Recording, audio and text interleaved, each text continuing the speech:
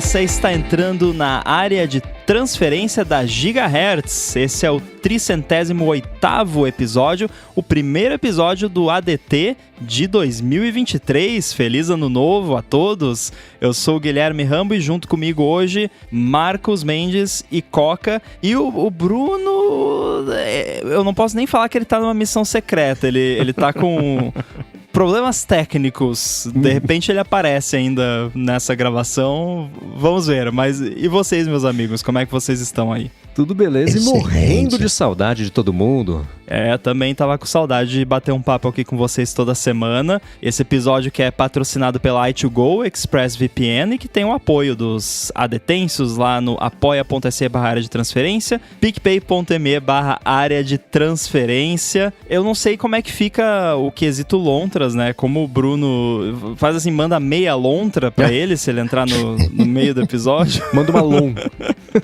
Uma lon ou só uma tra, né? Não sei. Pede pro Dali desenhar meia lontra e manda pro Bruno. Não pede. É muito triste isso. Bom, eu quero saber o seguinte. Ano novo, a galera faz aí, né, resoluções de ano novo. Aí tem aquela brincadeira, a minha resolução de ano novo é 4K. Né? Tiozão do pavê. Mas muita gente quer aprender coisa nova, quer atingir um objetivo, quer, enfim, fazer alguma coisa diferente. E eu sei que tem uma pessoa aqui que escondeu de todos nós, inclusive de mim, que já começou aí a trilhar o seu caminho de aprender uma coisa nova já desde o ano passado e agora esse ano tá com um objetivo um pouco mais concreto e esse é o nosso mini assunto de hoje. Então, Marcos Mendes, me conte sobre aprender Swift. Que história é essa? Pois essa foi... Eu dei uma pincelada nisso no último área de trabalho, comentando com a Bia, né, que a gente fez a nossa lista de de objetivos de ano novo, né, um pessoal, um profissional e um tema livre. Quem tiver interesse para saber os nossos 3, escute lá o episódio, mas um deles é esse aqui, que é justamente lançar um aplicativo.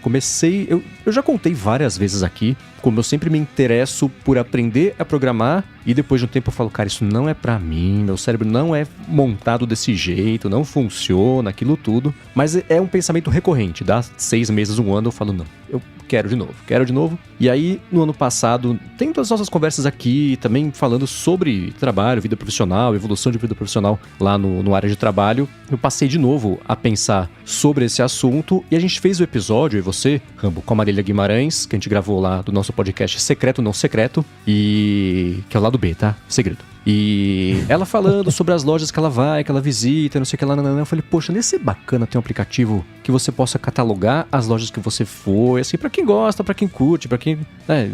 você coloca lá, você posta uma foto sua, você faz o review da loja, sei lá, esses check-inzinhos, tipo um Foursquare específico disso. Falei, quer saber? Eu acho que esse vai ser meu projeto, aquilo que você próprio comenta, né, Rambo, de você encontra uma ideia, porque você tem um objetivo, você tem um alvo para aprender a programar, né? Você vai aprendendo a programar por tabela porque você quer chegar nesse objetivo de fazer esse aplicativo. Então, eu já tinha brincado com o Playgrounds algumas vezes, estava lá com as lições mais ou menos feitas. Aí foi na época também que o Bruno começou a falar aqui sobre programação e sobre o Playgrounds. E aí a gente teve aquele episódio perto do fim do ano passado que a gente falou mais a fundo sobre a aprendizagem de programação, que você explicou melhor como é que funciona o esquema lá do Paul Hudson, né, do 100 dias de Swift, do CS193P também, e Playgrounds e tudo mais. E eu fiz bastante pergunta, né, você deve ter percebido, inclusive, né, que de uma hora para outra eu comecei a ter um pouquinho mais de profundidade para perguntar as coisas e saber do que eu estava falando. Então, eu fiz as 2 lições do Swift Playgrounds do Aprendendo a Programar, que é basicamente só lógica de programação, né? Comecei a fazer o CS193P lá de Stanford, mas logo na primeira aula, o professor ele fala, então, assim, isso aqui é um curso de ciência da computação de Stanford, eu vou partir da premissa de que você já sabe algumas coisas. Ele vai explicando do básico, mas ele fala assim, aqui, por exemplo, vocês que estão acostumados com código tal, vocês vão achar que é assim, né? Não, assim é desse outro jeito. Então, eu achei que eu precisava de um pouquinho mais de base para fazer esse curso, aí eu passei a fazer o do Paul Hudson. E aí ele tem os 100 dias de Swift e 100 dias de Swift UI. ele lá no site, ele fala assim, se você tá chegando de paraquedas, não sabe nada, eu recomendo que você comece pelo Swift UI, porque até você pegar a prática de fazer, o mercado já vai ter migrado ainda mais para Swift UI versus você aprender o Swift para depois aprender o Swift UI. Então ele fala assim, a base é a mesma dos dois cursos, é só na parte mais prática para frente que tem essa divisão, imagino, que aí ele faz um pouco mais pesado ali em Swift UI. Ele explica durante o curso, isso aqui, essa outra coisa, tal, isso aqui parece não fazer sentido, mas segura aí, porque quando a gente for mexer mesmo em Swift UI, vai fazer sentido, a gente usa toda hora, não se assuste, é uma coisa que vai entrar na cabeça e tudo mais. Então, a minha intenção era fazer isso tudo em absoluto segredo e um dia chegar aqui pra gente gravar o ADT e eu falar, vou compartilhar minha tela, lançar o aplicativo sem você saber. Difícil. Ia ser muito difícil, né? Porque tem muitas dúvidas no processo, eu não consigo me segurar, né? Então, antes de gravar na terça-feira à noite, na segunda-feira à noite eu tava fazendo a pauta do área de trabalho, e aí saiu no Night 5 Mac um aplicativo chamado aplicativo Facades, deixa você cadastrar as lojas que você foi. Falei, quer saber? Deixa pra lá, não vou fazer segredo. Né? Bem-vindo ao mundo de programador, desenvolvedor de aplicativo. É sempre assim, você tá lá meio ano desenvolvendo negócio, aí uma semana antes de você lançar, não é o caso aqui, né? Mas acontece. Aí vai lá, fulano lança aplicativo. Putz, aí você vai lá, olha, ainda é melhor do que a parada que você tá fazendo. Não, deixa pra lá. Então. É bem assim. E aí eu desisti de fazer isso em segredo, então vai ser out in the open, né? Vai ser às claras que eu vou fazer isso aí. É até bom porque agora eu tenho um compromisso com todo mundo que escuta os dois podcasts, na verdade, agora. E eu vou até o final do ano lançar um aplicativo. Tem uma outra ideia pra fazer, essa eu não vou contar o que é. Mas uma outra ideia para fazer de aplicativo, então ainda tem um norte para aprender a fazer. Mas eu tava comentando, não sei se entrou em bonus track ou não, mas tava comentando agora com o Rambo como eu queria fazer em segredo, eu não queria deixar nenhum print meu aparecer que eu tava com o Xcode aberto, nenhuma foto que eu tirasse aqui do escritório no BeReal, né? Era eu sentar aqui pra estudar os vídeos do Paul Hudson, era hora de fazer o BeReal, tinha que fechar, colocar outra coisa, né? Fingir que tava fazendo outra coisa. Então agora não é mais segredo, que bom, né? Vou poder postar de fato os BeReals, os Reels do BeReal, né? Mas foi isso, tem sido... Sei lá, eu tô dando aqui... Como eu tenho catalogado tudo que eu tenho feito desde a metade do ano passado no aplicativo que é o Timery, que se integra com o Toggle, foram 89 horas, 40 minutos, 57 segundos estudando já Swift, então tô com uma base... boa. Ok, né? Boa não diria, né? Porque chegando na hora dos desafios tem que quebrar a cabeça, mas o objetivo é esse, né? Mas é curioso, às vezes, sei lá, tinha um exercício lá do 100 dias de Swift, e aí eu fazia, não sei o que lá, achava uma resposta bacana, que eu achava criativa, eu queria muito mandar pro Rambo, que eu fiz, mas não podia mandar, né? Pra não estragar a surpresa. Agora manda, né, pô? Agora eu mando, A gente conversou e eu percebi que você tava perguntando mais detalhes das coisas e tal, mas eu pensei, ele tá levando esse negócio de não programador praticante a sério, né? Tá realmente praticando não ser um programador, sendo um quase programador. E eu tava lembrando agora, eu quase peguei você no pulo, porque essa semana eu pedi pra você rodar um comando no terminal aí, que era pra ver se você tinha uma ferramenta instalada pra um esquema da Gigahertz lá, e aquele erro que deu só dá se você tem o Xcode instalado. Olha. Então eu devia ter me ligado. Olha só, eu falhei. Eu falhei aqui, Sherlock Holmes falhou. Não, eu devia ter percebido. Eu achei que você fosse perceber, sabe quando? Quando eu tava em Florianópolis no finalzinho do ano agora com a Larissa, a gente saiu um dia pra ir nos lugares jantar e tudo mais, né? Eu, você e a Larissa, né? E aí eu comecei a falar do Paul Hudson, falei dos cachorros dele, não sei o que lá, eu falei, putz, tô dando muito detalhe, acho que ele vai se tocar que eu tenho visto os vídeos dele, porque como é que eu saberia, né? Mas foi isso. Pois é! Quantos drinks eu tinha bebido já essa hora? Acho que foi isso, porque eu lembro que eu cheguei a pensar, como que ele sabe dos cachorros? Mas eu pensei, ele deve seguir, porque o Paul Hudson é um cara legal e tal, e fala de code Apple, então, né, deve ter visto foto no Mastodon, sei lá, alguma coisa assim. Não, mas foi isso, é difícil, a reação que eu tenho quando eu travo é a mesma, não é pra mim, isso, e de fato acho que eu tenho mais facilidade. É curioso, com idiomas rola numa boa, mas aprender a falar programação nunca rolou pra mim, e eu sigo com essa dificuldade, mas eu tô forçando mais dessa vez e não me desanimando quando eu encontro um negócio que eu não consigo resolver, porque acho que aprender faz parte disso, né? Então, mas tem sido bacana, tem sido curioso até entender melhor as conversas dos podcasts, né? A gente brincou agora de eu mandar pra você os códigos, foi curioso porque no Olá Mundo dessa semana vocês falando sobre open source e sobre o pessoal ter vergonha de fazer os códigos open source porque vão lá revisar e falar, você não sabe nada, ó, como é que você fez isso aqui, que porco, tem um jeito muito melhor de fazer, né? Então, me vi nessa situação vulnerável de revisão, de peer review dos códigos com essa ideia de compartilhar. Mas tem sido bem bacana, tô gostando, tô empolgado, ainda tô empolgado, o que é um recorde de duração da empolgação de fazer isso. Já copiou quanto código do Stack Overflow? 0. Eu vou fazer direitinho, bonitinho. Não fui atrás de resposta. Assim, depois que lá a estrutura dos 100 dias de Swift tem a cada 2 ou 3 aulas, às vezes a cada aula, no final tem um checkpoint que é assim, beleza, te expliquei, vamos ver se você entendeu. Faz isso e isso aqui e beleza, não vou dar uma outra dica e é só isso. E aí são vídeos no YouTube, né, que eles pedem. Então eu faço. Teve um dia que eu passei 3 dias pra conseguir resolver um código lá. E aí cheguei na resposta, beleza. Aí eu fui lá no YouTube pra ver que nos comentários o pessoal deixa as próprias respostas também, né? Uma espécie de fórum não oficial de quem tá naquele problema específico, né? Então, no máximo foi só pra uma validação de ideia. Quase sempre tinha soluções muito mais inteligentes e curtas do que a minha, mas eu chegava lá, né? Eu só acho que com a experiência eu vou conseguir escrever código do jeito mais eficiente, mas tô empolgado que tá rolando. Aos pouquinhos tá rolando, então tá bacana. O interessante é que, assim, essa é a realidade de quem é programador, né? Seja profissional, seja como hobby. Você falou de quebrar a cabeça. Quebrar a cabeça é o seu trabalho. Como programador, basicamente, você vai quebrar a cabeça o tempo todo. É pra isso que você tá ali, né? Então, vai continuar acontecendo. Eu acho que no começo é mais complicado justamente porque vai acontecer mais de você ter esses momentos de trava mesmo, né? De tipo, parece que você chegou numa parede que você não consegue atravessar. Sim. Isso é mais comum no começo, mas eu ainda enfrento coisas assim hoje em dia que chega uma hora que, como é que eu faço isso? Deixa, amanhã eu vejo. E aí, às vezes você fica 1 dia, 2, 3, às vezes uma semana quebrando a cabeça num único problema que parece impossível de resolver até que você dá um jeito, né? E normalmente o dar um jeito é você tá tomando banho, tá caminhando, né, tá fazendo alguma outra coisa e, putz, acho que assim vai. E aí você vai lá e, putz, era isso, né? Passei 3 dias quebrando a cabeça e 5 minutos de caminhada resolvi, né? O que eu não sei se é porque comigo, sei lá, mesmo nos desafios, ele fala assim, vai lá, é isso aqui e divirta-se fazendo, pensando, divirta-se, eu tô sofrendo faz 3 dias pra chegar nessa resposta aqui, que divirta-se, está louco? Então eu não sei se pra programadores que têm o cérebro de programadores, isso é divertido e eu que não consigo achar diversão no sofrimento de achar o problema, ou se é porque eu tô aprendendo ainda, então, sei lá, você se sente burro de não estar conseguindo pegar um conceito que você acabou de ver e aplicar num problema diferente, né? Voltei aos tempos de escola, aqui, provas de física eu zerava por causa disso, né?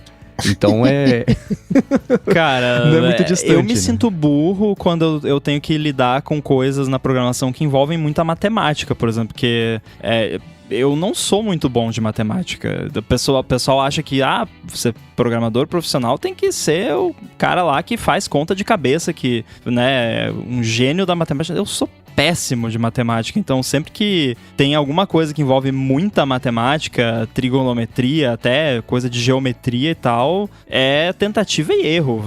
Tenta ali as formulinhas que você decorou lá, tenta a regra de 3, tenta tudo que você usava pra, né, passar nas provas de física sem saber as fórmulas de verdade, até fazer a parada funcionar. E pra quem já é bom de matemática e gosta de programação e consegue casar as duas coisas, maravilha.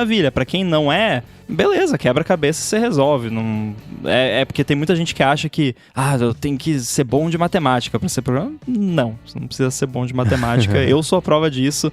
Acho que o Marco Arment também é um que fala que também não é bom de matemática. Tem o David Smith, por exemplo, que a gente fala bastante dele aqui. Ele é um cara que eu já considero um pouquinho melhor de matemática, que ele faz umas paradas usando matemática que são bem fora da minha zona de conforto, né? Lance envolvendo círculos e raios e teorema de Pitágoras, essas coisas já não é muito comigo não, mas é isso, cara, vai quebrar a cabeça sempre. Eu particularmente não acho o processo de quebrar a cabeça em si tão divertido. Normalmente eu acho mais divertido chegar no resultado. E aí às vezes depois que você chega no resultado você fala, pô, olha que legal a solução que eu encontrei.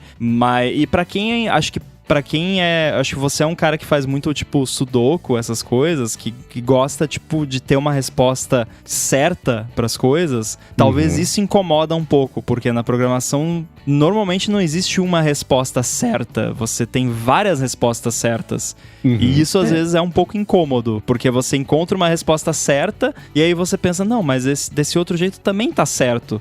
Então qual que é o jeito certo? A resposta é, não tem jeito certo. Tem jeito mais otimizado, né? Tem jeito que vai funcionar melhor no ambiente que você tem, com os recursos que você tem.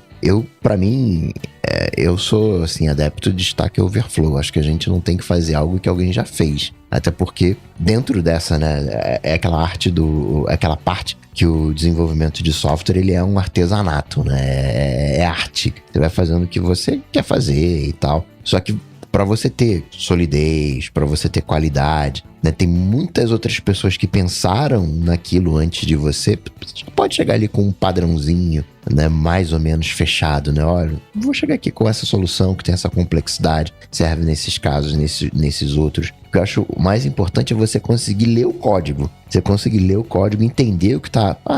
tô entendendo mais ou menos o que tá sendo feito. Às vezes precisa debugar, vai lá, né, linha a linha, para saber o que tá acontecendo. Eu entendi. Mas eu sou totalmente favorável a copiar código, porque você tá trazendo toda uma expertise de anos pro teu aplicativo, pro teu software, que, né, vai dar robustez, vai dar qualidade. Isso de não ter resposta certa, eu consigo fazer analogia com Photoshop, por exemplo, porque você precisa compor uma imagem, fazer uma arte qualquer, né? Você tem 300 jeitos de chegar no mesmo resultado, e não tem nem alguns que são mais eficientes do que os outros, porque é o que você tá vendo, né? What you see is what you get. A imagem tá ali, você tem a sombra, você tem não sei o que lá, então tem jeitos diferentes de fazer, mas o resultado é exatamente o mesmo. Para código, o sofrimento, eu acho que tá nisso, é que nem... Eu fico comparando com aprender um idioma, né? Então eu tô aprendendo a sintaxe, literalmente a sintaxe, né, a gramática do Swift, para depois poder compor os parágrafos, frases, parágrafos e o livro, que seria o aplicativo, né? Então, a cada desafio é um desafio dobrado. Eu saber que eu tô... achar o jeito certo de montar a gramática correta e, além disso, ainda fazer sentido o código e com o desafio extra sempre de ser eficiente, né? Por isso que eu falei que eu chego lá no YouTube, conseguiram fazer a mesma coisa com 1/3 do código que eu escrevi, mas tudo bem, tô começando. Eu nem me cobro isso nesse começo, né? E...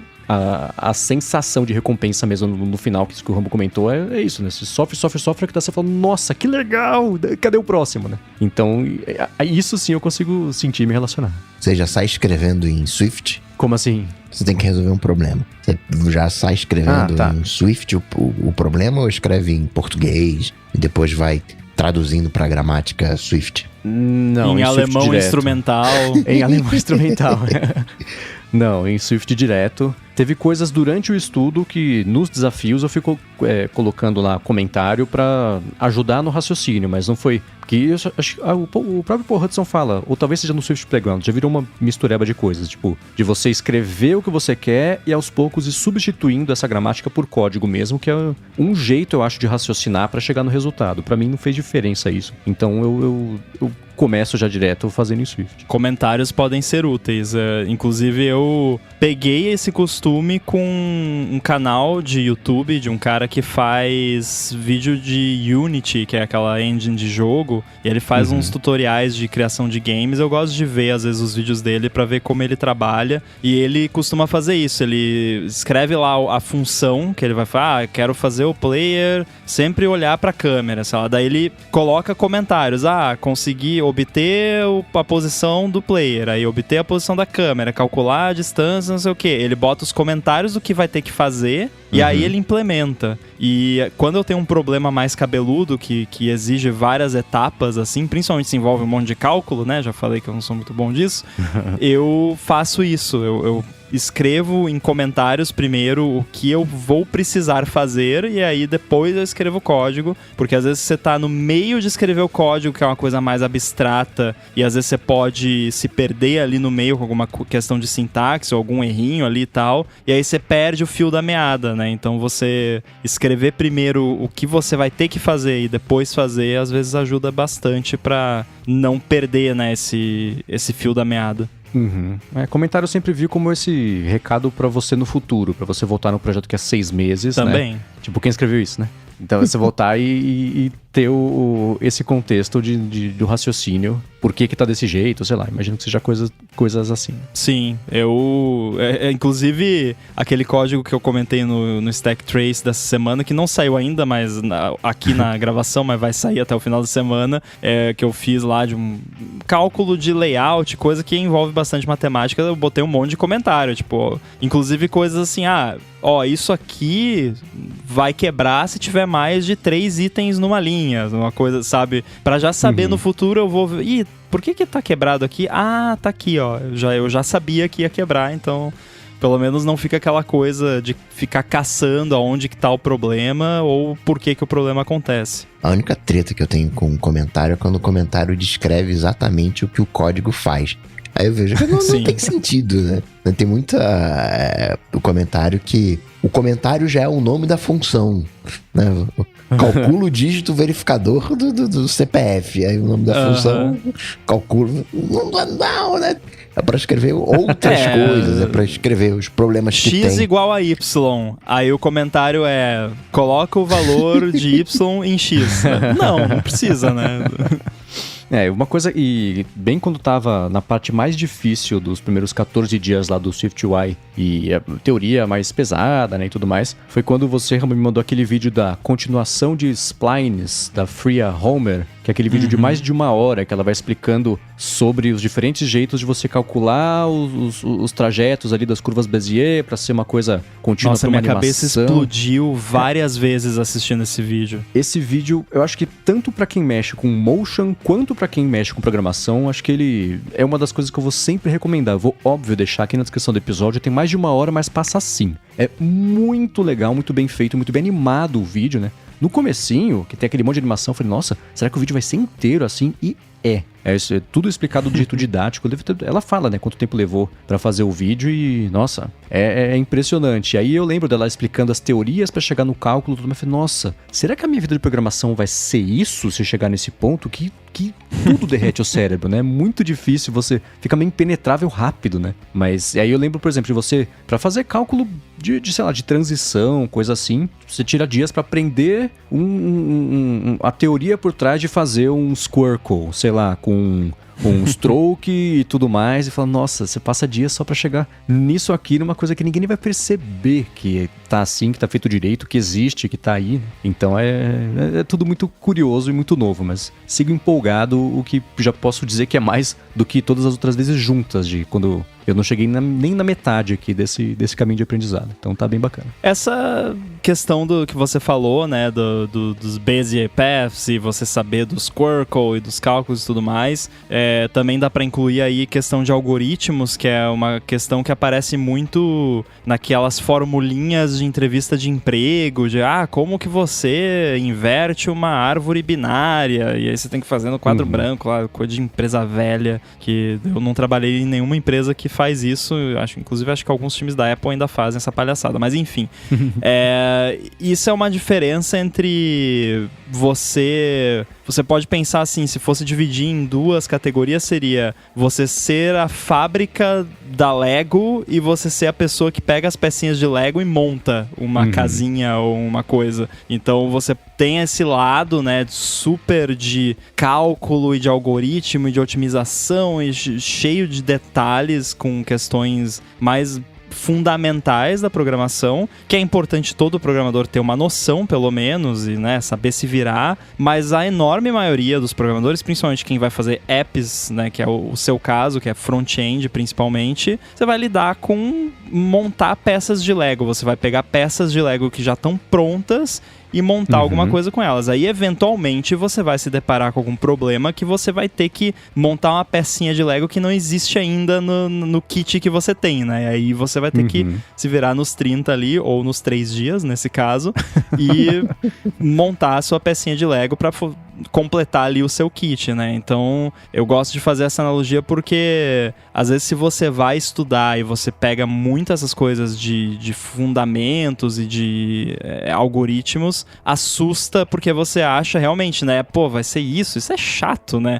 E é chato pra caramba. Eu sou programador profissional, acho isso chato. Tem muito programador profissional que acha isso maneiríssimo, e que bom, né? Porque alguém precisa fazer essas coisas. Que bom que tem pessoas que gostam disso que não são eu, porque eu não gosto, então, né, eu fico feliz que pessoas gostam e cuidam disso pra mim e deixam a minha vida melhor, porque eu posso, né, ir lá no Stack Overflow, né, ou no GitHub, pegar o que a pessoa fez e usar. Então, tem espaço pra todo mundo, não precisa ficar com medo achando que você vai virar um matemático, né, se você quiser aprender programação. Mas se dependesse disso, aí sim eu tava bem ferrado.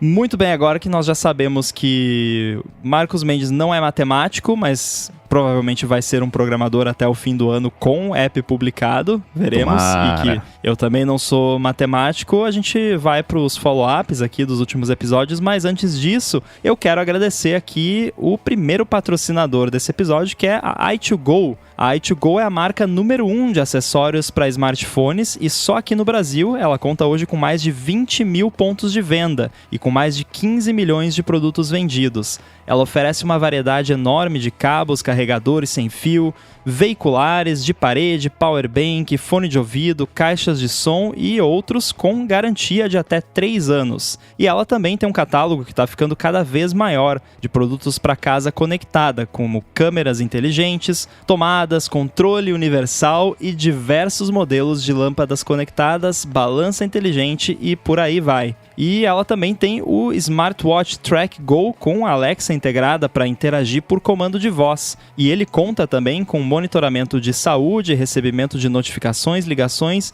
24 modos de esporte e por aí vai. Agora, a parte mais legal é que os ouvintes do ADT têm um desconto de 20% para as compras acima de R$150 lá no site da i2Go. Então, para você que está atrás de um acessório de qualidade, coisa para casa conectada e tudo mais, faz o seguinte, acessa o site i2go.com.br e 2go.com.br e usa o cupom ADT20 na hora de fechar a compra, garante seus 20% de desconto nas compras acima de R$150. Muito obrigado, i2Go, pelo patrocínio do ADT e pelo apoio a toda Gigahertz. Muitíssimo obrigado. Obrigado, i2Go. Valeu! Muito bem! Noah Cesário falou o seguinte, é impressionante como eu não consigo ouvir o Bruno Casemiro do ADT na dublagem de Cavaleiro do Zodíaco da Crunchyroll. Tá mandando bem demais. É verdade, né? E o que ele quer dizer com não consegue ouvir, quer dizer que o Bruno está fazendo um trabalho incrível que não parece o Bruno, né?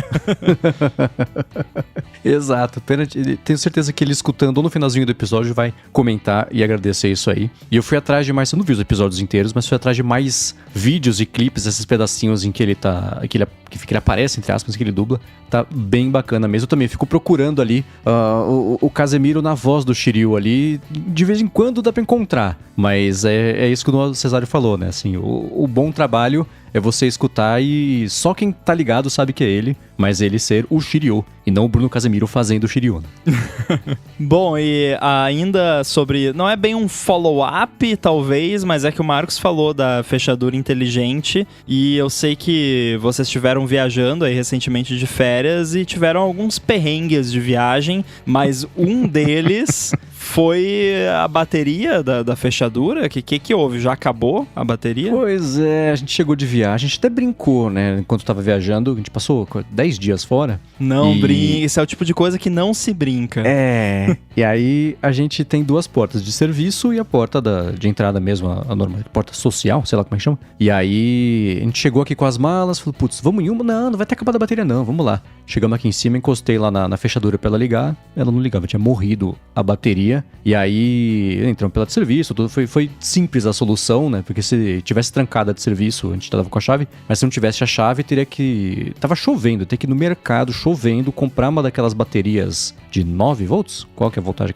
Aquela quadradinha de 9 volts. É. E aí coloca embaixo lá por alguns segundos, aí dá um pouquinho de suco só pra voltar a vida e você poder entrar em casa. Então não era como se fosse ficar trancado pra sempre pra fora ali. Mas a resposta longa pra dúvida que pintou lá no começo, assim, dura uns 9 meses. Pelo menos no meu caso aqui, durou uns 9 meses a bateria. Mas uma informação importante é a confirmação, que é uma coisa que... Acho que foi o Rambo que tinha comentado que o nível, a porcentagem de bateria que aparece no HomeKit para essas baterias não diz nada, porque falava que tava com 60%, 70%, sei lá, e ela morreu. Tudo bem que passou 10 dias sem usar, isso pode ter influenciado também. Uma delas tinha até vazado um pouquinho, a hora que eu tirei, que eu fui trocar, tinha vazado um pouquinho, que não é bacana. Alcalina? Mas... Nossa, curioso, né? É raro ela tava suada um pouquinho, assim, só uma delas, e tinha um pouquinho de líquido. Não precisamos falar a marca mesmo. Aqui, mas talvez compre uma marca melhor. Né? Eu usei a bateria que veio com a fechadura, que ficou guardada 2 anos, né? Então... tá explicado. Não foi a decisão mais inteligente que eu já fiz. Então, durou mais ou menos isso. Mas uma coisa também que é curiosa, assim, troquei a bateria e a gente usa todo dia, a gente não percebe a piora no som do mecanismo que fecha e abre automaticamente, né? Com o tempo você percebe. Eu ia perguntar se você... Porque aqui é a Yale, né, que você tem. Isso, eu tenho a August, que é a mesma coisa, basicamente. É a mesma empresa, né? O modelo não é exatamente o mesmo. A sua, ela usa 4 pilhas AA também? Então aqui é o mesmo esquema, né? Que a gente fala bateria, mas são 4 pilhas AA, e aí obviamente você vai botar alcalina, senão nem funciona. E aqui eu acho que deve durar uns 10 meses, mais ou menos, as 4. Tá na média. E você percebe que mais pro final, ela começa assim, normalmente quando você... principalmente quando tranca, que eu acho que precisa fazer mais força, quando tranca ela faz... né? E tranca. Aí quando tá acabando, ela faz... né? Ela dá uma sofrida assim, né? Isso, parece que a porta tá chorando. Eu ia comentar isso. A gente trocou a pilha e mandei abrir. Ela faz um... E pronto. Falei, nossa, só a diferença que tava desse outro jeito sofrido. Eu ia falar sofrido mesmo de abrir, que tava fazendo força pra conseguir travar e destravar. Agora eu vou ficar mais atento a isso, né? Quando ela começar a se comportar desse outro jeito, falar, opa, antes de viajar, vamos trocar de novo a pilha, ou tirar a pilha, sei lá, só pra garantir. Tirar não, né? Que eu não consigo entrar em casa. Mas trocar a pilha só pra garantir, né? Mas tá aí, a resposta longa é 9 meses, mais ou menos, vai durar.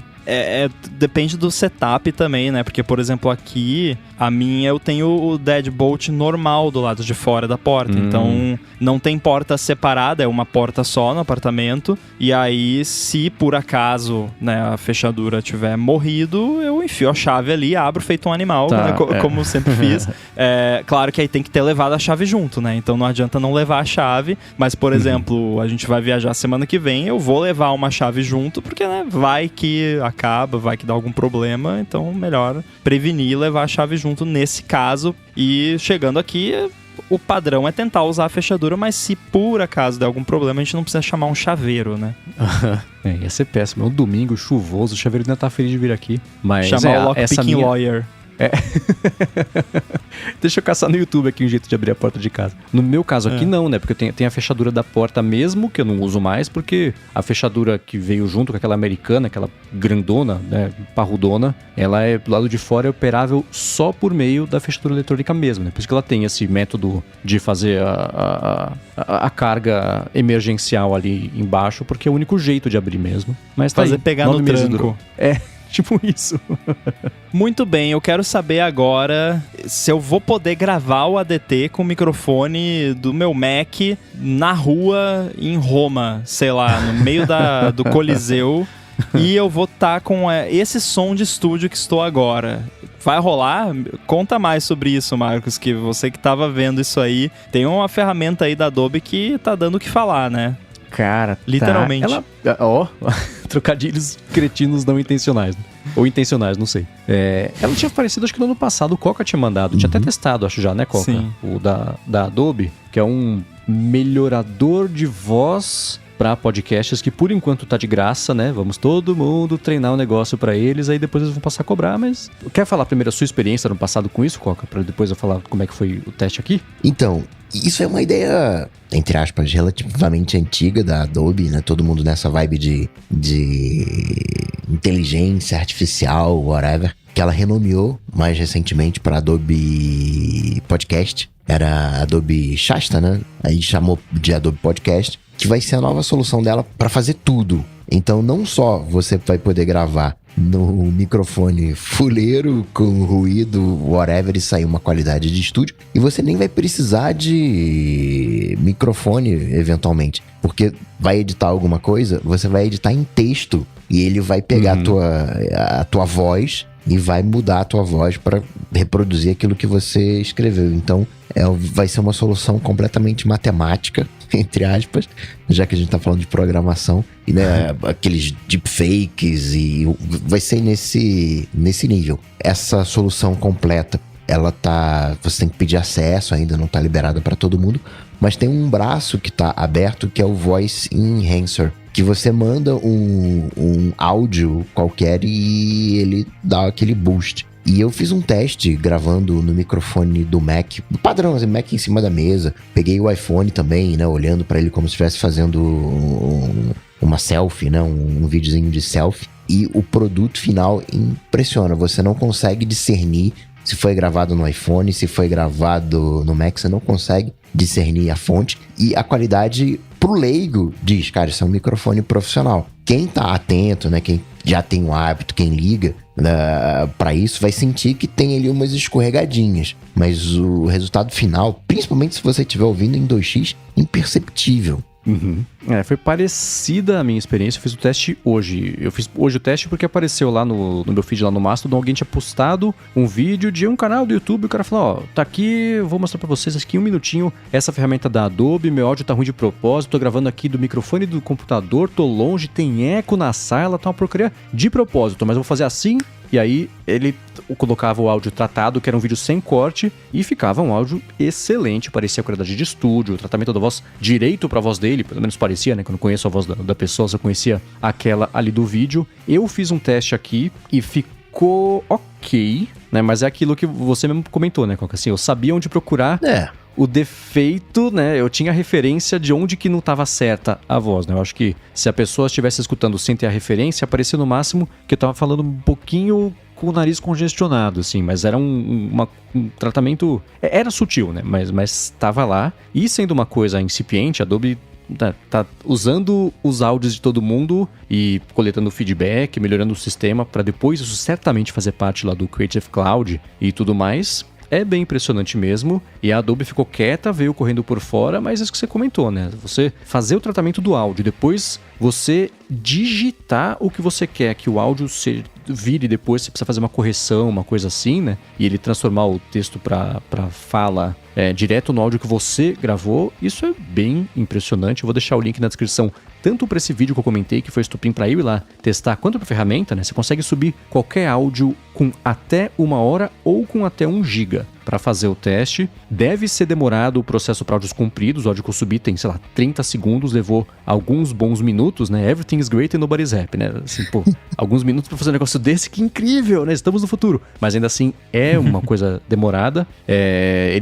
Lá o sistema fala assim, pode levar até 10 minutos. Levou uns bons 3 ali pra fazer esse tratamento do áudio de 30 segundos, mas é impressionante, né? A gente falou no ano passado sobre como foi o ano das IAs e chamou muita atenção o lance de IA, primeiro as de imagem, depois as IAs conversacionais, e esse é mais mais uma fronteira que está sendo cruzada pela IA. A gente pode colar daqui a pouquinho, já emendar o papo do Microsoft Vali, o Dali com voz, né? V-A-L-L-E, que também é impressionante, é promissor, mais do que impressionante, é promissor. Então, tá aí mais um mercado. O Bruno sempre falou sobre isso, né? Sobre como a profissão dele, os aspectos da profissão dele iam mudar bastante, porque essas IAs estão chegando para fazer isso e lá na frente, inevitável que façam bem, né? Bem que eu digo, façam direito, façam muito bem feito.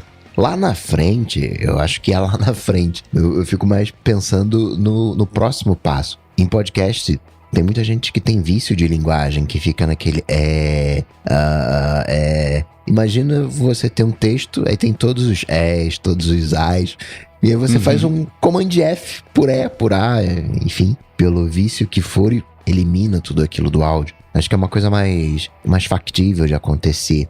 A NVIDIA, ela tá com uma série de ferramentinhas, não vou aqui classificar como IA, não sei se pode colocar essa chancela, mas tem muita coisa. Eu vejo algumas coisas que a NVIDIA tá fazendo e fico, puxa vida, minha placa tinha que ser NVIDIA. Porque eles estão fazendo coisas de áudio, né?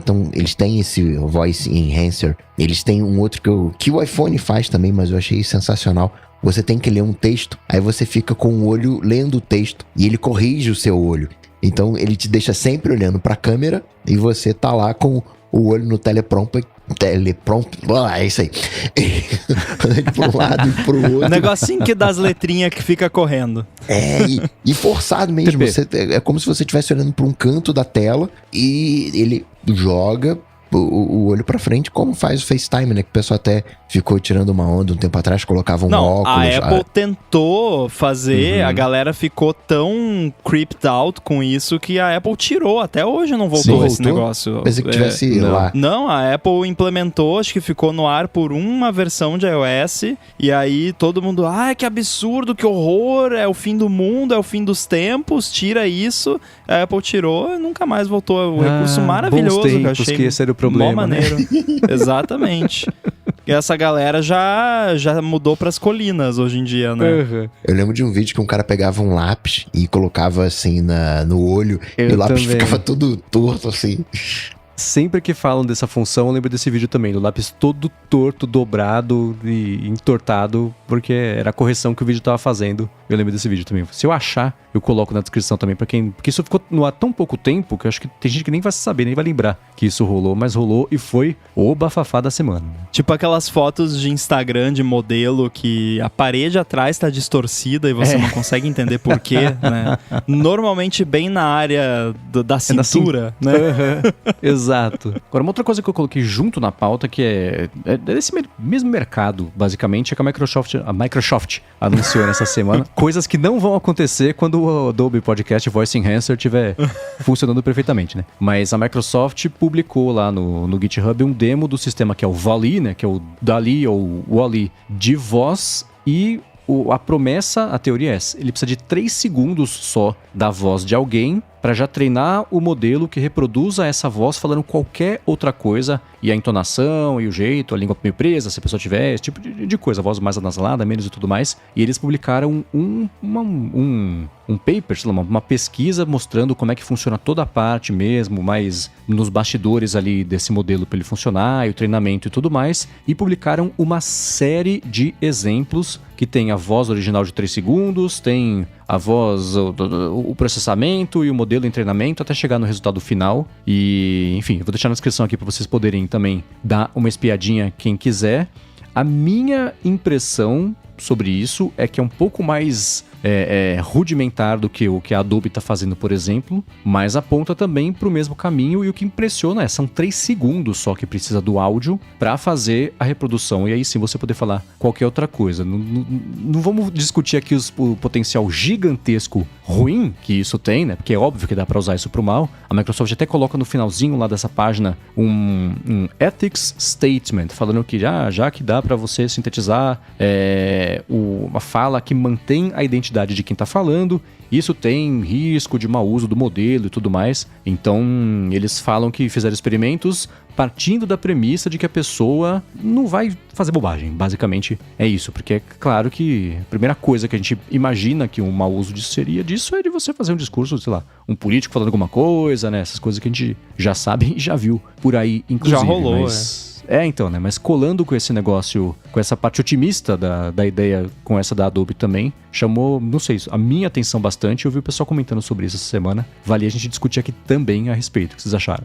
Eu vou ser mais ousado nessa história. Talvez o Rambo saiba do que eu tô falando. O Mendes não, que o Mendes Café com leite. É o tio da história. No TikTok tem uma voz nova, relativamente, na época de Copa, que é a voz do Galvão Bueno. E não tem jeito do TikTok ter falado, o Galvão Bueno, senta aqui, grava todos esses fonemas aqui, vamos digitalizar a sua voz. Não foi isso que fizeram. Pegaram um modelinho desse. Tanto é que você vê, dependendo da frase que você coloca pro Galvão Bueno falar, dá umas garoteadas ali no processo. Ele diz, pô, isso aí não é ele falando. Os chavões que ele tem, ok, tá ali, provavelmente até gravado, né, puxado direto de algum lugar. Mas aquilo dali é tudo sintético, né? É um volinho na história.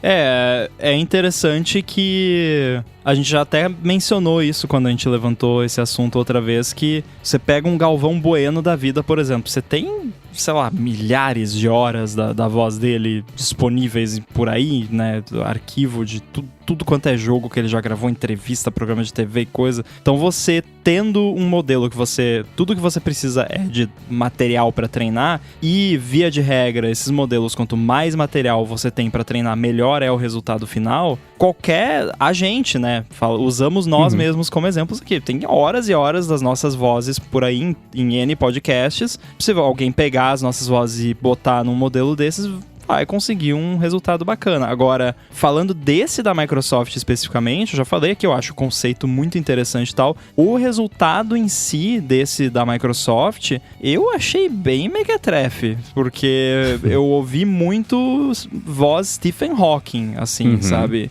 Aquela voz que fala assim, sabe, bem robótica. Eu não sei se é que porque eu ouvi só 2 exemplos e é uma voz de um cara. Eu não sei se todos eles é a voz do mesmo cara ou caras com a voz parecida. Então eu tô falando das 2 que eu ouvi. Parecia muito aquela voz meio Stephen Hawking, meio text-to-speech antigão, tradicional, assim. Tudo bem que aí você tem que levar em consideração que a grande sacada desse paper é a quantidade baixíssima de material de input para treinamento, né? Isso é o que é o mais impressionante, mas não enganaria ninguém. Assim, na boa. Aquilo ali enganaria uma pessoa que não presta atenção ou que nunca ouviu aquela voz. Porque você pega a voz, sabe, do meu pai ou de qualquer pessoa famosa e bota nesse negócio ali dessa forma como eu ouvi e bota pra mim, eu vou falar, não, isso aí é um robô, né? Claro que pode se desenvolver mais e tal, e se com 3 segundos consegue fazer isso, né? E com 6, e com 9, e com, sei lá, 120.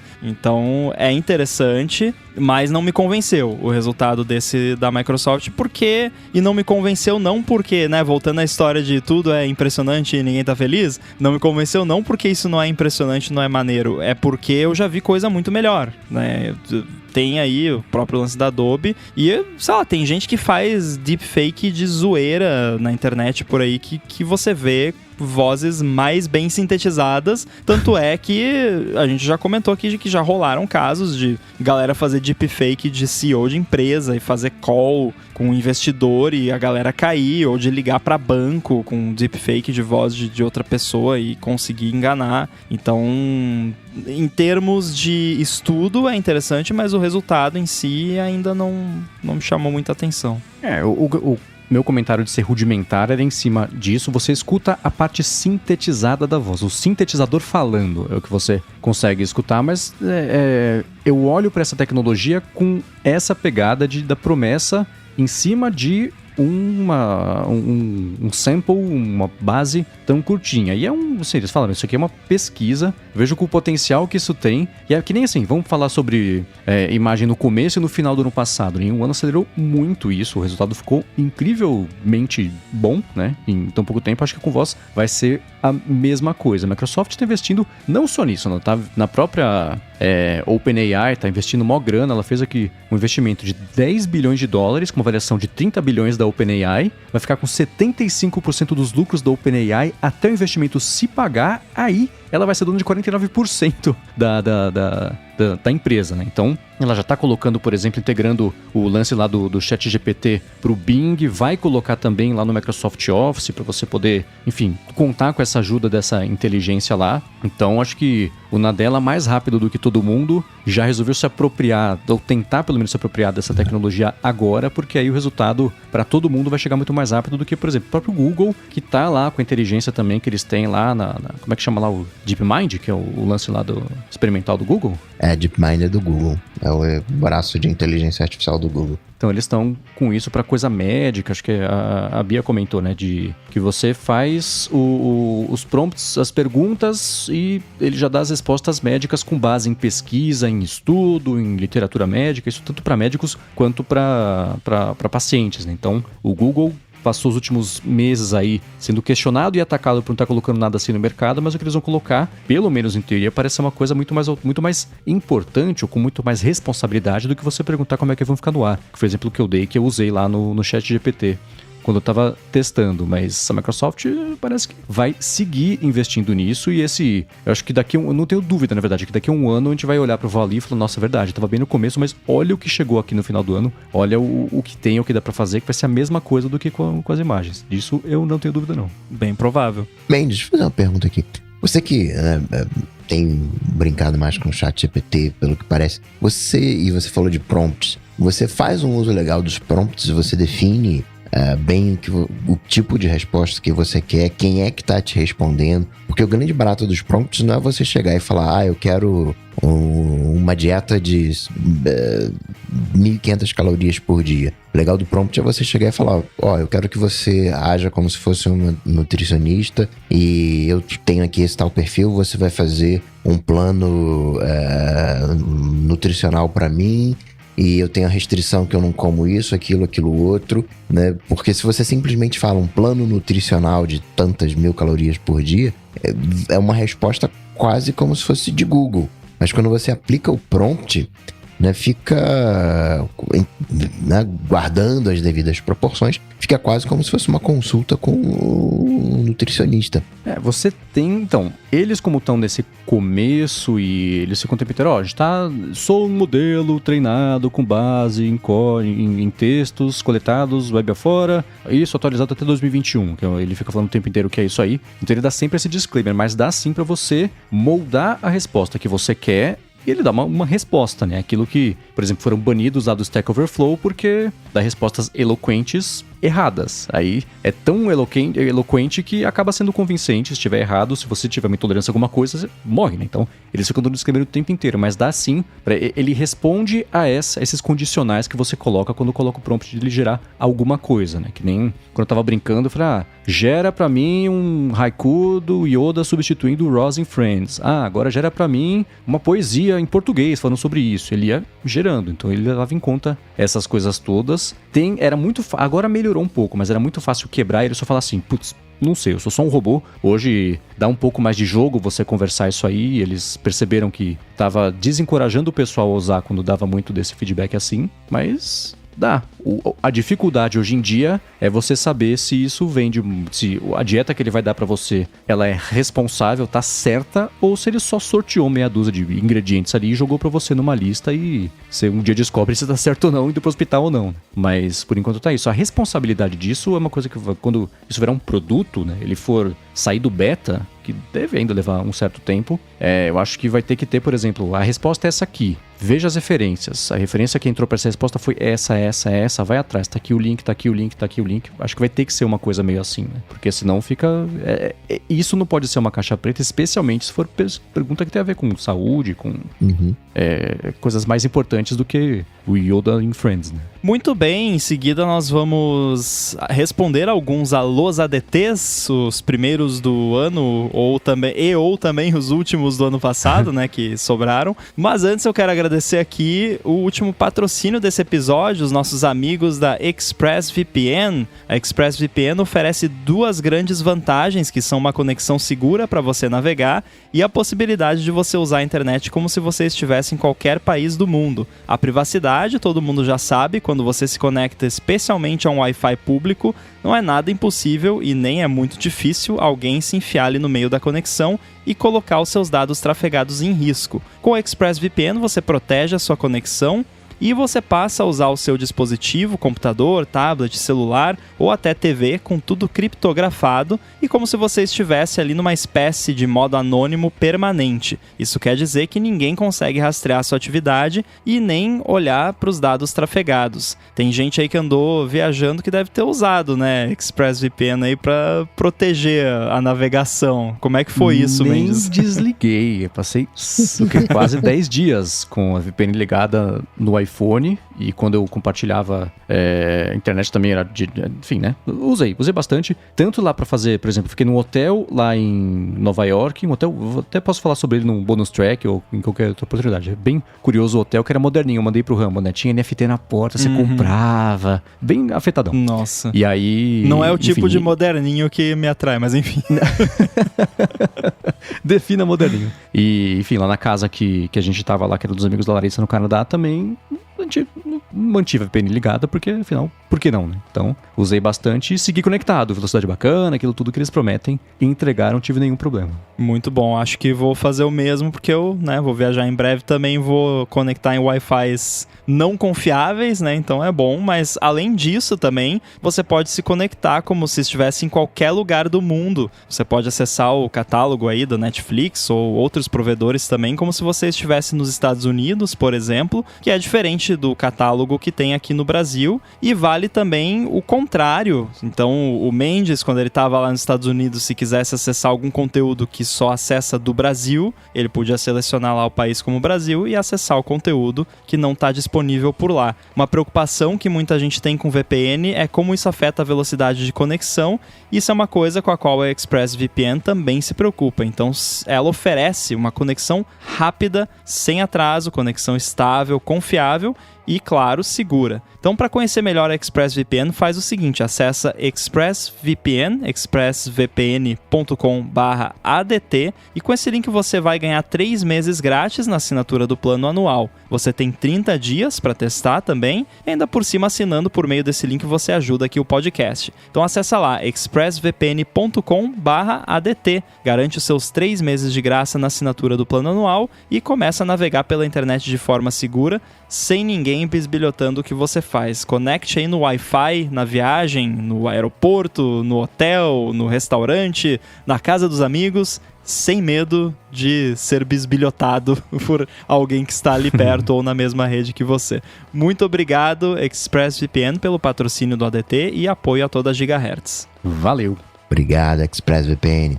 Muito bem, hashtag AlôADT, lembrando, você pode mandar pra gente, hashtag AlôADT, na real mandar não, né, é só você twittar na atmosfera, não, sei lá, na Twittersfera, ou no Mastodon ainda tá rolando no Mastodon já, ou não tem busca de hashtag ainda?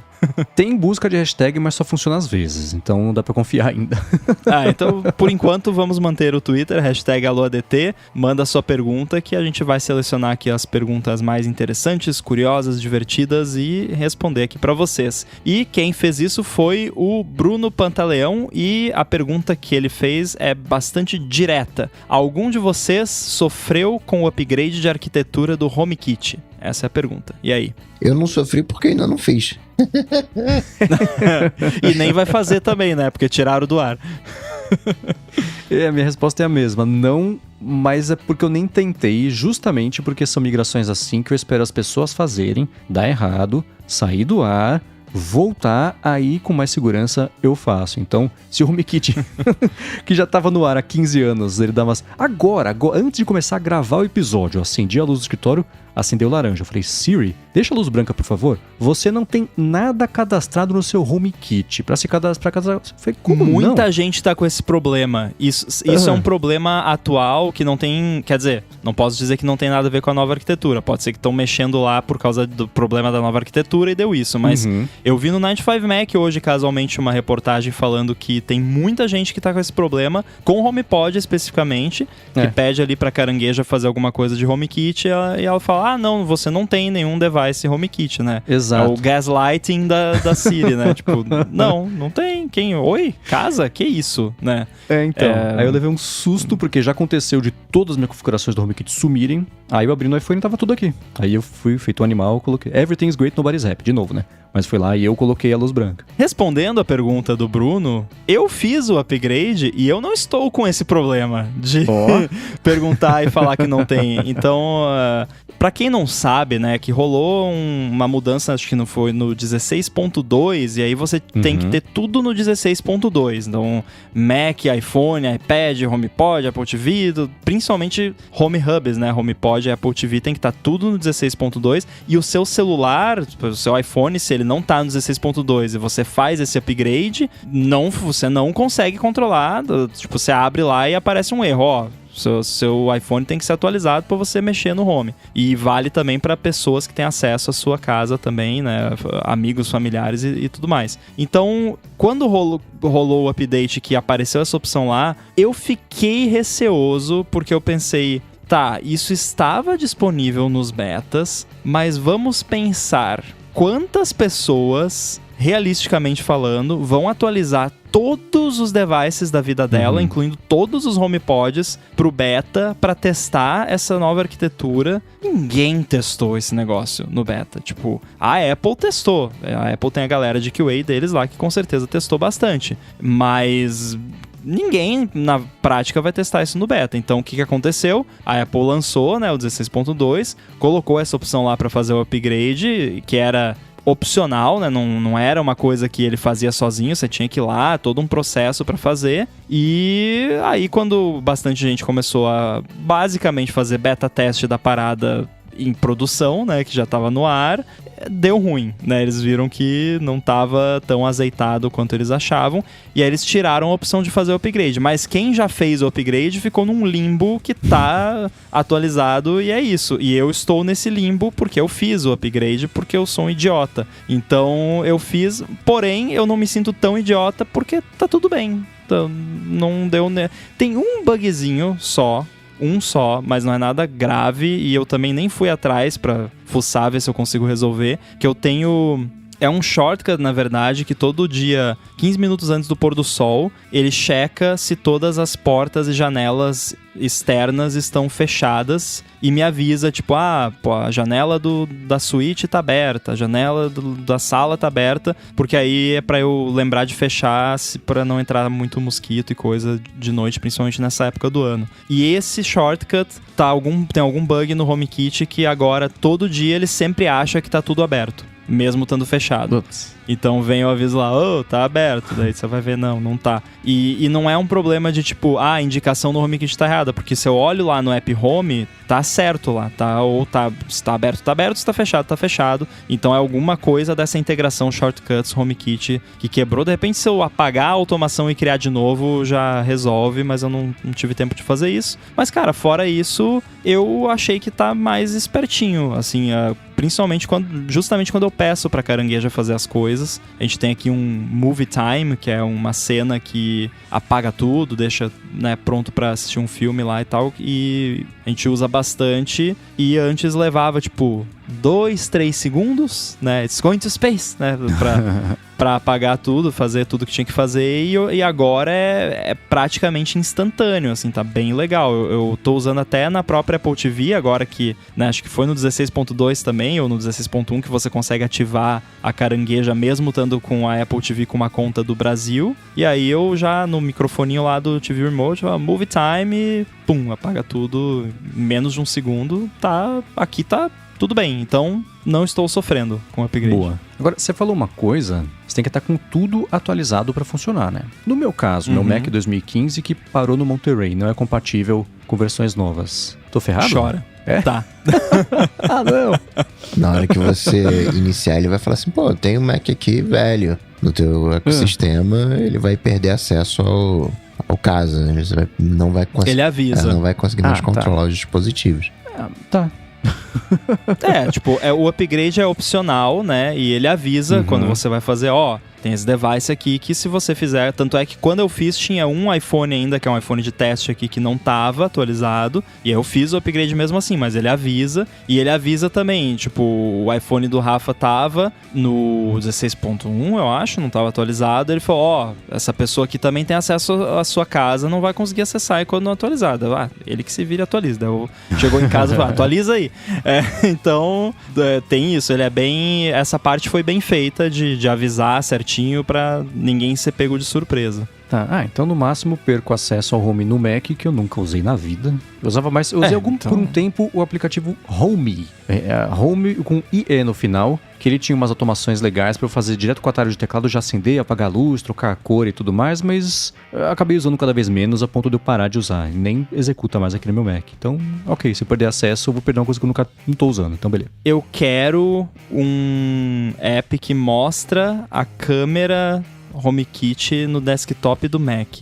E eu vou ter que fazer, pelo jeito, porque eu tenho um problema com muitos desses apps de home, principalmente no Mac, mas também não é 100% culpa dos apps, é porque as APIs também, eu dei uma olhada, é complicado. Mas a maioria é bem mequetrefe, assim, e os nomes também são péssimos. Os ícones são feios pra caramba. Então, tá precisando de um home buddy, eu acho. Não sei. Temos também aqui a pergunta do Matt Guimarães, e ele pergunta o seguinte: quais navegadores vocês usam e por quê? Perguntas bem sucintas essa semana. Eu, pra variar, uso todos. Quais navegadores vocês usam e por quê? Sim. Pro dia a dia, eu uso o Safari, porque ele tem integração com o iPhone, né? É o principal. Mas, por exemplo, agora eu tô na gravação, tô usando o Chrome, porque né, Safari só tem uma virgulinha e já não vai funcionar no Safari. Então eu uso o Safari pro dia a dia, Chrome para as coisas que não funcionam no Safari, ou quando eu quero ter um outro usuário, às vezes eu quero fazer alguma coisa com uma outra persona. Então no Safari eu tô logado como A, e aí no Chrome eu tô logado como B, aí eu faço essas coisas no B. E coisas que, né, eu gosto muito... No Chrome também tem muita coisinha legal, né? Muita extensão legal. Mas eu gosto também das extensões do Firefox. Então, coisas mais específicas de Firefox, coisas, né, assim, né? É um browser meio linha ali, o Firefox, né?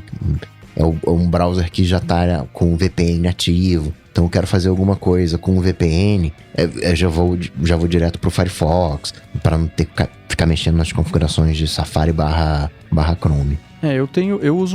O meu uso é parecido com o do Coca. Eu uso o Safari pra tudo, exceto o que não dá, né? Que é, por exemplo, agora gravação, StreamYard, tô usando o Chrome. Quando eu tava na agência, eu usava o Chrome pra tudo que era da agência, pra login em serviço, coisa assim, né? De plataforma e tudo mais. E mantenho ainda os meus logins direto no Safari. No iPhone só Safari mesmo, porque o Chrome seria lá aquela roupinha em cima do Safari, né? Do WebKit. Isso deve mudar, né? Mas ainda assim, até hoje é assim. Mas nem de extensões eu faço muito uso no Safari. No Safari eu tenho aquela como é que chama lá? O Ghostery, que talvez eu substitua pelo Stop the Madness, que também tem bastante coisa de bloqueio de rastreamento e tudo mais. Uma outra coisa aquele Consent-O-Matic, tá? O cookie tá bom, eu sei o cookie. Tira esse negócio, deixa eu ver o site. Então essas assim. A extensão que eu tenho no Safari do iPhone são algumas. São a Noir, que troca tudo já pra Dark Mode, aquele Hyper alguma coisa. Hyperweb. Isso, Hyperweb, exatamente, também, que customiza um pouquinho a experiência. Você não usa o Noir no Mac? Uso, verdade. Eu abri aqui, eu tava carregando aqui o Safari no Mac, eu tenho aqui a luazinha aqui no ar também no Mac. O do Mac eu enfrento mais problemas de renderização da página escura do que no iPhone, é engraçado. O site do Bolha Dev, por exemplo, abre azul pra mim, por algum motivo, por conta do Noir. No Mac eu tenho muito mais sites com o Noir desligado por conta de probleminhas, assim. Tipo, esses dias fui ver um vídeo no site da Globo lá, e aí o botão de play não funciona quando o Noir tá ligado. Tipo, o play do vídeo, umas coisas meio nada a ver, assim. E até teve um bug que eu reportei no site da Gigahertz. No Noir eu não sei até se corrigiu já, eu tenho que dar uma olhada. Que ele mudava as cores, mesmo o site já sendo Dark Mode. Aí é porque ele tem, tipo, o site que tem Light e Dark, ele não mexe porque ele detecta que o site já tem Dark. Só que o site da Gigahertz é só Dark. E ele informa isso pro browser. Só que o Noir não detecta isso, que é uma meta tag lá. Eu tenho que ver se ele já corrigiu isso. Senão vou dar mais uma cutucada. Boa. Mas e você, Rambo? Cara, meio que como vocês, com exceção do browser de gravação que eu uso o Firefox. Eu tenho o Firefox só pra isso. Eu só uso o Firefox pra abrir o StreamYard, então não tem extensão nenhuma, não mexi em configuração nenhuma, tá tudo exatamente como vem de fábrica, porque é o único jeito que eu encontrei. O Firefox e um dispositivo agregado no áudio MIDI settings do Mac configurado de um jeito lá, com uma vela preta, que é o único jeito que pipoca menos o meu áudio na transmissão ao vivo aqui. Pipoca menos ou não pipoca, né? Que na gravação tá sempre ok, mas aqui, pra quem ouve ao vivo, às vezes rolavam uns lances que parece que sempre tinha uma pessoa que ficava pipocando e quase sempre era eu. Aí eu passei a usar o Firefox e reduziu bastante. Teve uns casos também de estar no meio da gravação e o Chrome simplesmente dar crash por algum motivo bizarro. Nossa. E ele tinha aquele lance também de ficar mexendo no nível do áudio loucamente, que é um inferno também. Então eu uso o Firefox só pra gravar. Até pouco tempo atrás eu tava usando como meu browser do dia a dia o DuckDuckGo Beta para Mac, que eu acho que ainda tá em beta, não saiu de beta ainda, mas e o Boom sabe disso, eu falei para ele, né, não estou traindo ele aqui ao vivo, mas traindo o movimento. Eu tive que voltar pro Safari por conta da integração, não adianta, você sente falta das abas do iCloud, os grupos de abas, e tudo isso eu passei como feedback para ele. O DuckDuckGo é complicado porque eles têm uma pegada de privacidade extrema, assim, muito extrema, a ponto de ser inconveniente, né? Que é aquele trade-off, né? De segurança e conveniência. Então, por conta disso, não vamos sincronizar abas, porque aí ia ter que ter uma conta que ia mandar para algum lugar, aquela coisa, né? E eles estão estudando formas de fazer isso de uma maneira privada e com criptografia ponta a ponta e tudo mais, mas até lá eu fico sem esse recurso, né? Porque tem DuckDuckGo para iOS também, roupinha em cima do Safari, aquela coisa toda, mas se tivesse pelo menos abas sincronizadas e favoritos sincronizados entre Mac e iPhone, já resolveria 99% do que eu sentia falta. Mas então, por enquanto, é Safari por conta do ecossistema, basicamente. E performance também, né? Se você for olhar, por mais que todos os navegadores hoje em dia se preocupem com performance e tenham uma performance aceitável, o Safari de longe no Mac, principalmente quesito consumo de energia, é o mais eficiente, é o que consome menos energia, é o que vai gastar menos bateria no seu laptop, se você está usando laptop ou...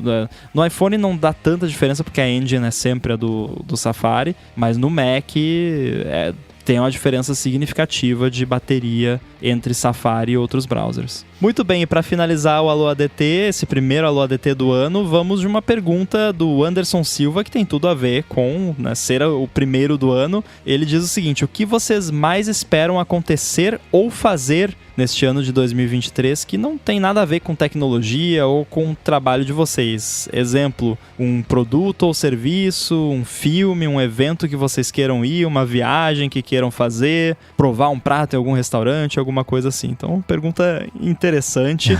Vocês têm alguma resposta aí? Alguma coisa nessas categorias não tecnologia, não trabalho? Tenho uma resposta secreta. Essa não vai dar por enquanto para falar o que é, mas quando acontecer, aí eu falo, era isso, né?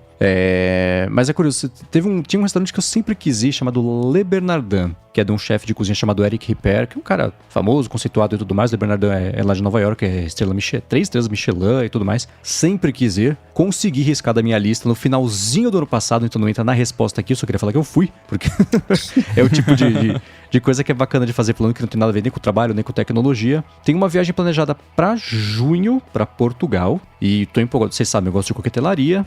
Crianças, não bebam. E eu gosto especialmente de ir nos bares que são eleitos lá dos 50 melhores do mundo. Faz uns anos que sempre que eu viajo eu vejo se tem e tudo mais. E em Lisboa tem um chamado Red Frog, que tá faz uns anos já na lista. Tô empolgado pra ir a esse bar, conhecer esse bar, tomar...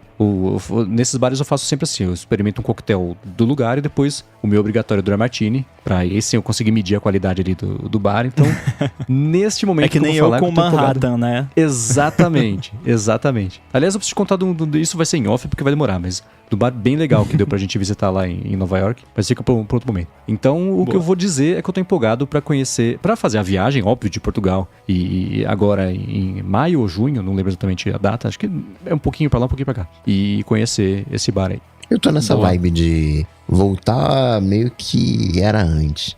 Esse ano, acho que eu fui 2 vezes no cinema. Fui assistir Homem-Aranha, talvez Homem-Aranha tenha sido ano retrasado, sei lá, e Avatar. Então tem muita coisa que quero fazer, muito atraso pra tirar. Eu vi bem no cinema também. Cinema eu não posso me queixar que eu fui bastante no cinema esse ano, apesar de tudo, né? No começo ainda com muito medo, assim, totalmente, né? Esse monte de gente e tal, né? Dá aquele nervoso. Hoje em dia já é um pouquinho mais tranquilo. Felizmente onde a gente vai normalmente tá bem vazio, assim, então não é tão apavorante. Mas eu também tô numa pegada de... Tem muita coisa de cinema, de série que eu tô doido pra ver esse ano, que vai sair, mas eu também tô na vibe da viagem, só que é meio trapacear, porque é semana que vem já, né? Então é uma aspiração que já está, né, muito bem encaminhada. Então semana que vem eu vou tirar aí as minhas férias, finalmente fazer a primeira viagem, né, de férias de fato desde 2020. Então vai ser muito legal, estou muito empolgado. Matar a saudade da Itália, porque eu gosto muito da Itália, principalmente da comida italiana. Então vai ser bacana, vou voltar aí com uns quilinhos a mais, provavelmente. De lei, né? Com certeza. Muito bem, obrigado aí todo mundo que mandou as suas perguntas aqui pro Alô ADT. Podem continuar mandando lá e a gente vai tentando responder aqui ao longo dos próximos episódios. Mas por hoje é só, então quero deixar aqui já um agradecimento mais uma vez aos patrocinadores i2Go e ExpressVPN, ao Edu, que edita aqui o ADT, nos faz parecer inteligente. Edu que tirou umas férias da gente, agora vai ter que nos engolir de novo, né? Então valeu, Edu, aí um abraço, um feliz ano novo pra você também que tá ouvindo isso aqui agora, com certeza. E pra falar com vocês, como é que faz? Bom, eu sou MVC Mendes no Mastodon, apresento um bando de podcast aqui na Gigahertz e o Bolha Dev, que é um podcast diário da Alura, um noticiário diário da Alura sobre tecnologia, inovação e desenvolvimento, e escrevo também pro ifeed.pt. Para falar comigo, só ir lá no Google, bater Coca-Tech, que a gente troca uma bola, ou lá no Instagram, no @coca.tech. Muito bem, estou lá no mastodon.social, @inside, Twitter é a mesma coisa, Guilherme Ramo 2 no Instagram, tem também o Olá Mundo aqui na Gigahertz. E é isso, tudo dito e posto, a gente volta na semana que vem. Falou. Tchau, tchau. Valeu.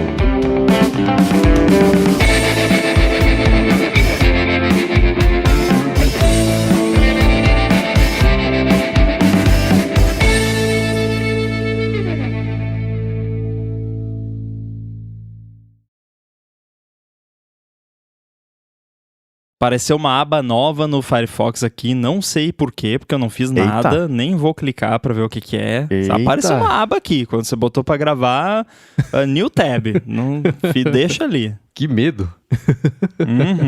O meu Lametric ali atrás tá preto porque tá atualizando, não sei.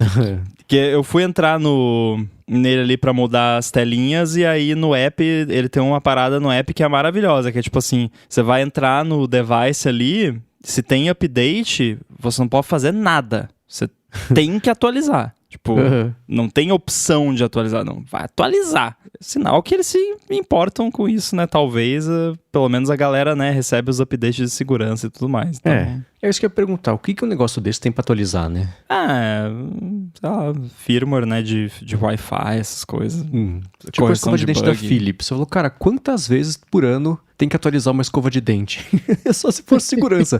Dá pra usar a escova como ponto de partida para um ataque DDoS, sei lá.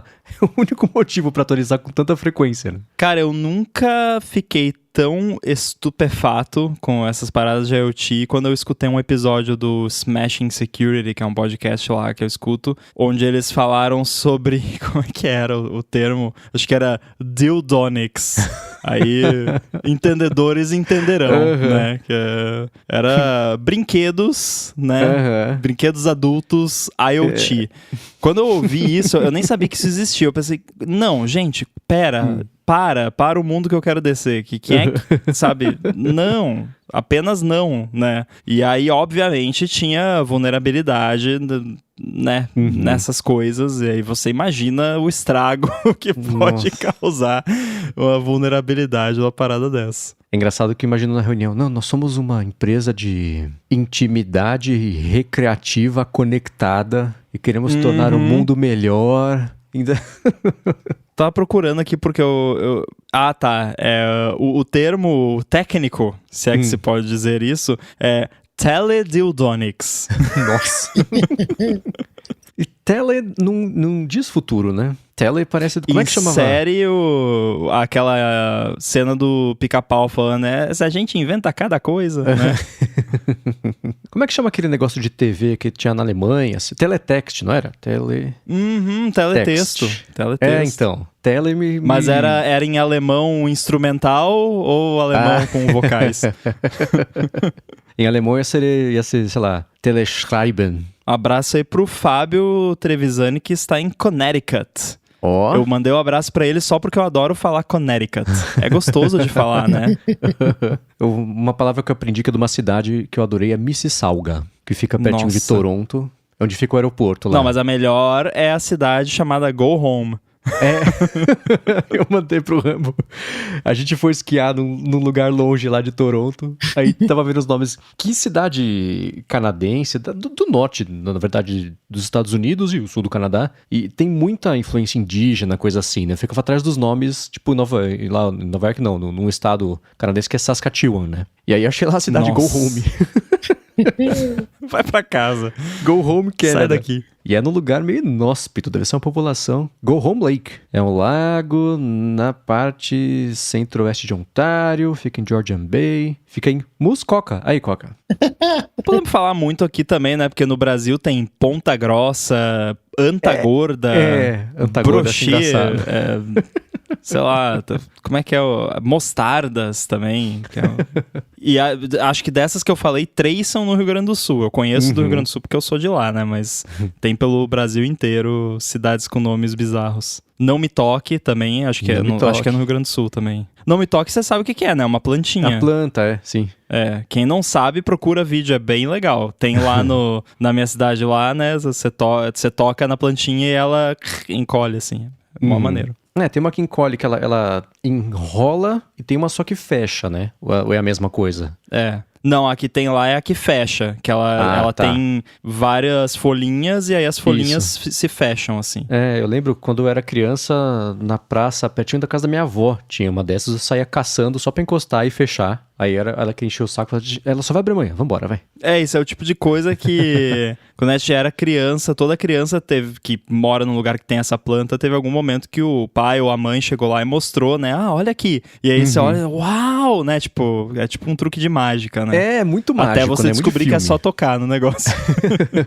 Mas é muito de filme, né? Que nem um tweet que eu vi uma vez há muito tempo, uma criança conversando com a mãe, era a mãe recontando, né? Eu tava falando com o fulaninho, aí ele olhou pra cima e falou assim, nossa, parece o espaço. Aí eu disse, é o espaço. Aí que a criança ficou olhando pra cara dela com uma cara de maravilhada, aí ela falou assim, o espaço é de verdade. O espaço é de verdade! Sabe? Que é uma coisa tão mágica e diferente, né? Eu sempre lembro. O meu pai dessa troca. Tinha eu não sei se era uma enciclopédia ou uma revista que tinha dos dinossauros. Acho que toda criança tem uma fase que é apaixonada por dinossauro, né? E eu lembro quando meu pai mostrou e falou, não, mas os dinossauros realmente existiram, né? E aí a gente, nossa, sério?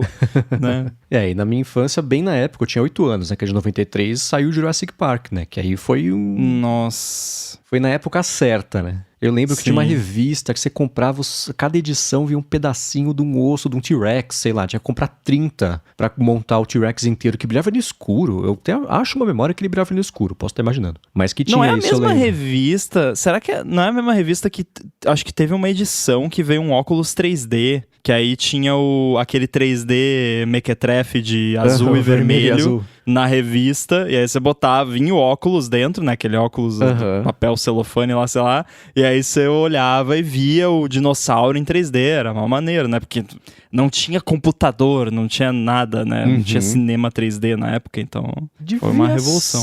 Foi bem, essa época foi bem frutífera pra... Olha lá, a revista, o Iago Santos, a revista Recreio tinha mesmo o lance dos óculos 3D, Pô, mas essa é da pode ter sido essa. revista Dinossauros, que era da Globo, achei aqui, porque os óculos é vermelho e verde, e era um T-Rexzinho, que você segurava assim com as pernas, é esse aí. Ó, coleção Revista Dinossauros Globo. Ó, tá vendo aqui, ó. Do 1 ao 52... Ah, não tá mais à venda. 1 ao 52 com os óculos. É essa mesmo. Olhei aqui, realmente. A capa rings a bell. É essa olha, mesmo. Tava R$390. E aqui é a mesma Caraca. revista. Tinha sei lá, os fósseis e esse lance dos óculos. Eu acho que eu vi esse esqueletinho montado. Eu não lembro. Não lembro detalhes dele, mas eu tenho uma vaga lembrança de ter visto esse esqueletinho. Eu lembro da sensação de montar. Que curioso. Eu bati o olho nele agora, foi tipo Ratatouille, era que o crítico de comida bota a garfada na boca. Eu olhei pra foto agora do fóssil e me vi com 6, 7 aninhos. Não, eu só tenho isso pra cheiro. Se eu sinto cheiro de alguma coisa. Daí. Eu acho que eu tinha que trabalhar com essências também, perfumaria. Eu nasci sem o plugin do olfato. Se depender só disso pra sobreviver, tá ferrado. Não tem desvio de septo, não? Eu acho que eu tenho. Faz a operação, aí depois você vai respirar em 4K. Que tem um lance, eu vi outro dia um vídeo de alguém pega, sei lá, as narinas, puxa pra cima e abre, puxa meio pro lado, assim, e respira bem. Aí eu falei, caramba, será que é assim respirar? Que a pessoa fala, respira assim de graça? E eu tive essa sensação, então devo ter desvio de septo, nunca olhei muito a fundo, um dia. Eu acho que eu puxei meu pai, porque ele não tem desvio de septo, eu também não, que eu saiba, e ele tem um olfato muito apurado. Quando a gente era criança era um inferno, porque não podia nada com cheiro, tipo, house de uva verde era banido da nossa família, né? Jamais, porque aquilo, né, um cheiro forte, né, e ele é muito enjoado, assim, qualquer cheiro ele fica enjoado e tal, porque sente muito forte, né, qualquer cheiro, então não dava pra comer nada escondido, você comeu tal coisa, já tinha escovado o dente, você comeu bergamota, né? Se bem que bergamota é sacanagem, né? Porque bergamota é um negócio tangerina, mexerica, enfim, pra quem não sabe. Lavar a mão por dias pra sair o cheiro. Exato.